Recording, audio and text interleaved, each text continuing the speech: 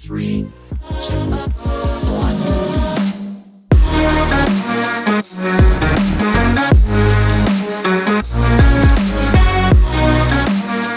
Hello and welcome to Trees 3 here on Sports Tree LTD. Folks, I'm Conor Roundtree and we've got another great show lined up for you today. We're going to start off with our stump and bump of the week, and our bump of the week has to go to Mike Smith. He made his Oilers season debut last night and he debuted a beautiful mask that was dedicated to Joey Moss. Take a look at the mask here. Once an Oiler, always an Oiler. Joey Moss was the dressing room attendant for the Edmonton Oilers. Moss is not only a legend in Edmonton but across all of Canada. He's a man who lived his dream and became an inspiration in doing so. I remember him belting the national anthem behind the Oilers bench in the 06 Cup final against the Hurricanes and just feeling the goosebumps and the sense of pride in my heart. Joey Moss, rest in peace. Mike Smith, huge props, man. You get our bump of the week. As for our stump of the week, a lot of you have been asking me my opinion on Conor McGregor versus Jake Paul. And here it is. Jake Paul's our stump. He might be the stump of the year, actually. He called out Dana White and Conor McGregor yet again with his prepubescent insults, with a video filmed on his iPhone and posted for his army of mass brainless minions.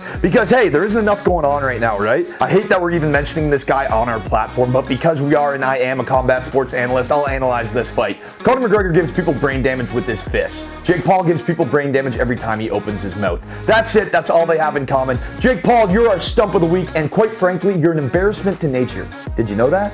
Number 3 this week on Trees 3 is the UFC. The UFC is back in action for the first time in 2021. They're heading back to Abu Dhabi on Fight Island, and our co-main event that we're going to break down for you is between Matt the Immortal Brown and Carlos Condit. Two legends of the games, two guys that will absolutely go out on their shields before tapping out. And Carlos Condit, he's got a great mixture of point striking and he's got excellent kicks, so look for those to be effective. Both these men have vicious elbows, but Matt the Immortal Brown, he will not take a step backwards. As long as he is conscious, he is in the fight. He has awesome KO power and is excellent on the ground. I like these guys to stand in the pocket and trade for the duration of this fight. I like it to go long, and these guys are absolute dogs, as I said. They'll go out on their shields, so look for this to be a great fight, but I like Condit. He's got a couple more tools in his toolbox to pick apart Matt Brown. Our main event features Calvin Kattar versus Max Blessed Holloway, and folks, this is going to be a fun one, but not for Calvin Kattar. He's a knockout artist, and he's going up against Max Holloway. Max Holloway has absorbed over 700 strikes to his head, and he's not only never been knocked down, but he's never been knocked out.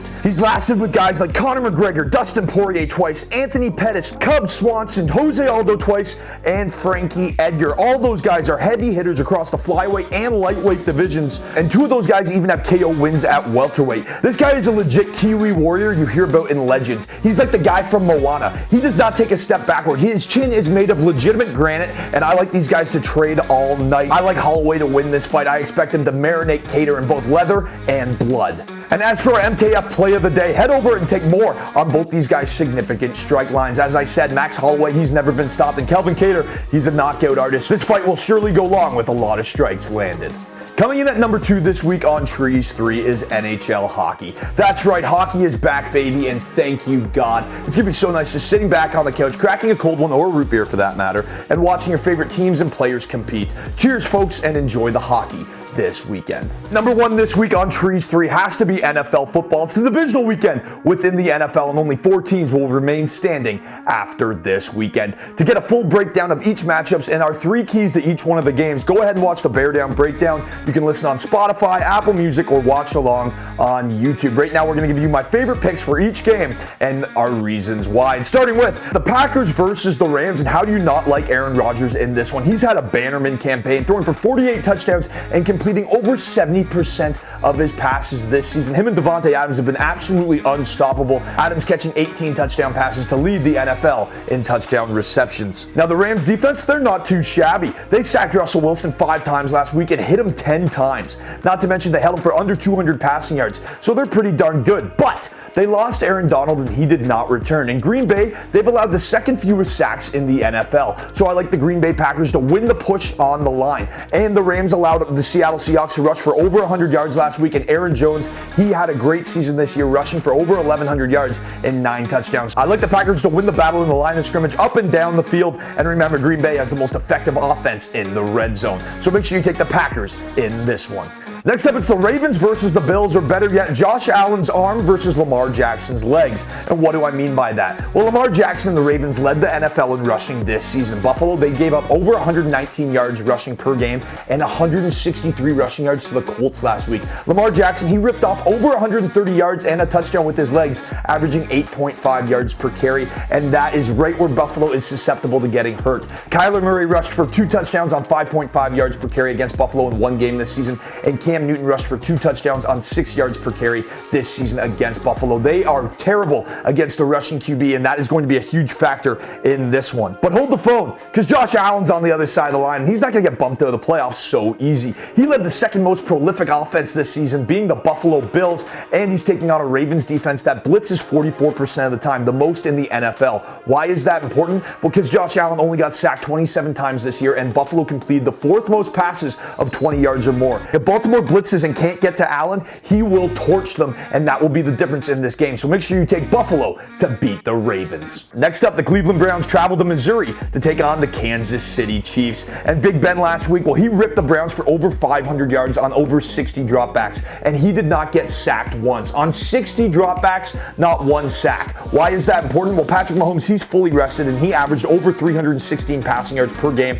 this season. If he's fully rested and he's not getting hit, he's going to go off. So look for him to find his number 1 target, Travis Kelce, early and often. Kelce had over 105 catches this season, so look for him to have a big game. As for Baker and the Browns, well, Baker, he put up over 260 passing yards, 3 touchdowns last week for a 115 passer rating. Not too shabby. And the Browns' backs, well, this is going to be the key of the game. Kansas City's kryptonite is their rush defense. They allow over 122 rush yards per game. Nick Chubb had over 1,000 rushing yards per game this season and 12 touchdowns while missing 4 contests. Kareem Hunt rushed for an average of 6 yards per carry last week and a pair of touchdowns, and he gets a chance to take on Kansas City in the playoffs and eliminate his old team, so he should be plenty of motivated. So look for the Browns to be able to score early and often. Not to mention that Kansas City also possesses the worst red zone defense in the whole NFL. So don't be surprised if the Browns make a push in this one, but I do like Kansas City to squeak out on top.